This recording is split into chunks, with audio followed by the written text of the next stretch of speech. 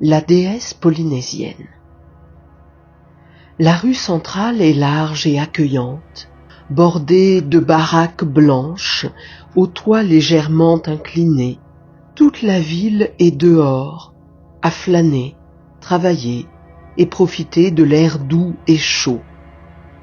D'un côté du paysage se distinguent les grands arbres feuillus et drus de la jungle. De l'autre, les côtéiers et l'océan turquoise aux eaux presque transparentes. Court derrière une jeune fille vêtue d'un paréo blanc. Ses longs cheveux noirs flottent derrière elle. Son rire espiègle monte dans l'air. Elle se faufile entre les passants, les vélos, les voitures à l'arrêt aux fenêtres baissées et dont les conducteurs discutent. Je la suis, adolescent également, sans savoir si je finirai par la rattraper. Cela ne présente pas d'importance particulière. On s'est engouffré par une ruelle très courte. Sautons l'une puis l'autre par-dessus une barrière entourant des jardins avant de revenir dans la rue principale et de repartir dans l'autre sens. Un sentiment de joie et de beauté emplit l'air, finit par m'arrêter, la cherchant du regard, me demandant soudain si ce temps pourrait exister éternellement, n'avoir pas de fin. Mais déjà, les images défilent autour de moi. Nuit, jour, bourrasque, éclat aveuglant, et peu à peu, la peur finit par m'étreindre, car je n'ai pas rattrapé celle que je cherchais et dont l'innocence s'est envolée. Une question subsiste en moi, alors que je m'accroupis sous la fenêtre d'une maison dans un décor à l'abandon sombre. Où est-elle passée? Que t'est-il donc arrivé? Un hurlement trouble la nuit. Des vivants courent, tombant dans le piège des sans-âme. Les corps de ces derniers sont lents, mais insensibles et effrayants. Autant la nuit que le jour, ils guettent ceux qui ont survécu et se repaissent de leurs restes. Les images défilent, au cours desquelles je fuis, change plusieurs fois de lieu et tente d'éviter le fléau de ces créatures, sans parvenir à échapper à ces scènes insoutenables. Un 4x4 arrêté, portière ouverte, pris d'assaut, des gens fuyant parmi un potager et se retrouvant bloqués sur un perron. Quelques hommes se battent avec des torches enflammées. Images, toujours comme si le temps échappait à tout contrôle et me faisait voyager sur des mois et des années. Et puis, la même rue réapparaît à nouveau, me laissant décontenancé devant tant d'écart avec ce que j'ai connu il y a peu. Une grande tente blanche occupe le centre de la chaussée. Des véhicules sanitaires stationnés à proximité, des hommes en tenue d'isolement, affreusement inhumains. On amène des personnes ensanglantées sur des civières, d'autres repartent dissimulées sous des draps souillés. M'avance pour les avertir du danger, tout en essayant de comprendre ce qu'ils font. Est-ce eux qui ont apporté ce fléau sur l'île? Viennent-ils pour sauver les habitants?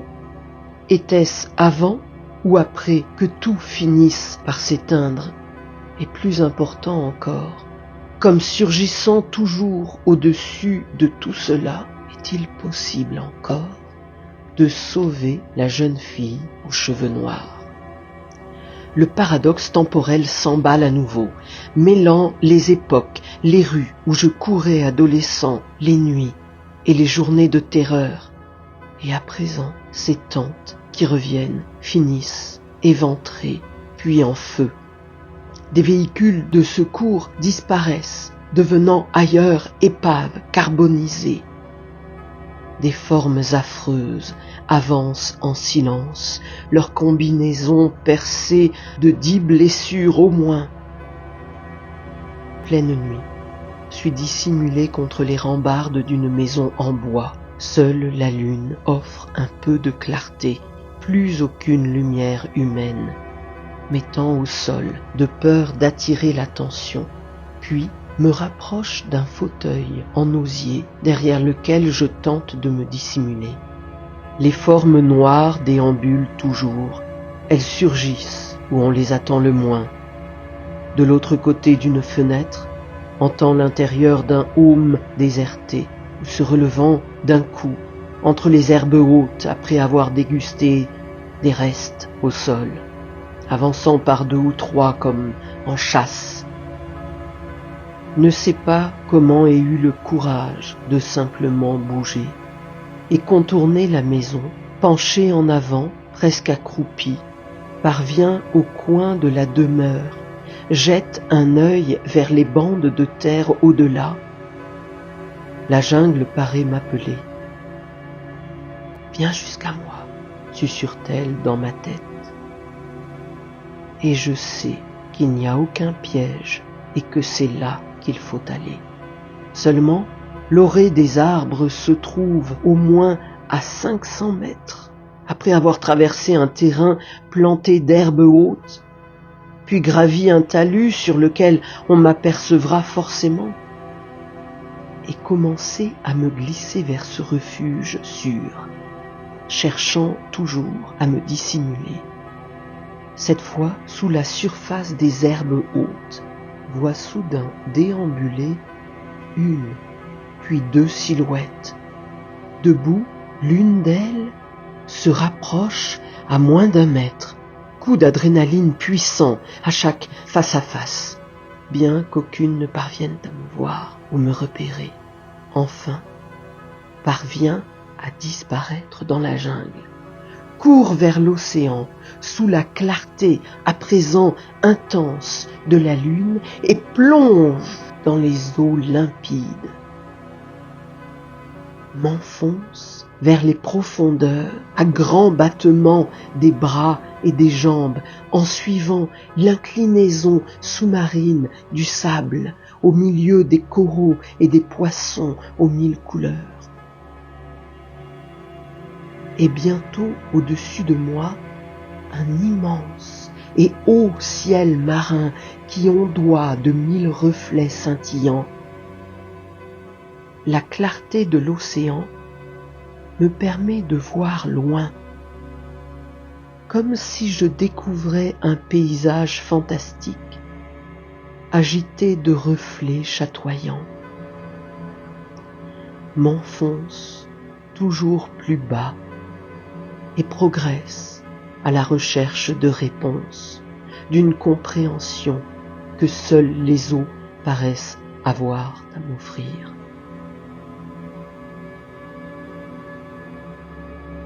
Aurait-elle trouvé refuge sous l'eau, elle aussi? Le plancher sablonneux s'interrompt soudain, quand se dessine une immense falaise sous-marine.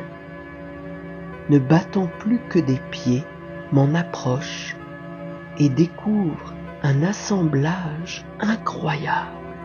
S'enfonçant sur toute la hauteur de la fosse, les restes noyés d'antiques constructions, des temples, des bâtisses de plusieurs étages aux plafonds effondrés. Les murs sont baignés de la couleur bleutée des fonds. Pas de coraux ou d'anémones accrochés, qui auraient dû pourtant finir par recouvrir les lieux. Les bâtiments ont été préservés du temps et de la nature elle-même. M'engouffre dans une demeure, par le toit, nageant avec précaution. Passe au travers d'une ouverture pour traverser d'autres pièces. Quelques détails sont sculptés dans les murs, des éléments aquatiques aux formes indéfinissables qui font penser tout à la fois à des crustacés, des poissons, des coquillages, émergent bien au-dessous des plus hautes maisons et du plancher océanique, suivi depuis l'île, dominé par ces hauteurs incroyables, et contemple toute l'élévation superposée de ce mur, en partie dans l'ombre de son élévation. Ces lieux luisent de magie, de secret. Difficile de mettre des mots précis sur de telles sensations, si ce n'est la certitude qu'une utilité première, qu'un sens exact ressort de ce vaste lieu fantastique englouti. Mes recherches durent longtemps, à travers des temples, d'amples pièces dépouillées, toujours ouvertes sur d'autres attenantes. Quelques fonds marins, ou des face-à-face impressionnants avec l'immensité de l'océan et ses bleus foncés. Au fond, me rends compte qu'est continué à poursuivre cette jeune fille comme si elle courait toujours devant moi. Elle est en lien étroit avec tout ce qui se passe ou se passait, ne sais plus. Parvenir à trouver son refuge aurait été le but ultime à atteindre pour que les choses redeviennent normales. M'éloigne finalement, remonte vers la surface, tout en fixant cette ancienne cité des mers, tout entière dédiée à la nature et à l'océan. Un calme, reposant et bienveillant se dégage de cet endroit. Bas des pieds pour regagner les hauteurs, le visage toujours penché vers cette vue. Une puissante lumière me fait relever la tête. Elle est enfin là. Je crois un instant avoir retrouvé la jeune fille dont les traits du visage m'échappent. Contemple à sa place une apparition enchanteresse, divine. Une femme d'une beauté troublante, illuminée par le soleil qui luit juste au-dessus d'elle, au-delà de la frontière des eaux. Elle écarte les bras, accueillante, toute de bonté, remonte jusqu'à elle, heureux d'avoir atteint le terme de ce voyage, de cette quête temporelle qui fut si difficile à supporter mentalement. Chaque lieu ravagé, victime croisée, fut comme un poids bien lourd à porter. Elle m'accueille, me laissant à peine le temps de m'interroger. La rejoindre mettra-t-il fin au fléau qui a ravagé les terres de l'île? Disparaître là avec elle aura-t-il une conséquence pour la jeune fille derrière laquelle je courais? C'est une déesse après tout, protectrice de ces lieux, de ce bijou de la Polynésie. Je la regarde, priant malgré moi que ces drames cessent, passé, présent et futur, que le pire épargne ces lieux bénis, que la vie continue son cours comme elle aurait dû le faire, sans s'arrêter à une maladie, un drame, une catastrophe ou une calamité. Ne saurait le qualifier, et peu importe. L'essentiel est que continue à rire et à courir, à perdre haleine cette jeune fille, les cheveux dans le vent, l'espièglerie, l'innocence, des moments de vie paisibles. Et en acceptant de me sacrifier en cet instant, je sais que ma prière sera entendue.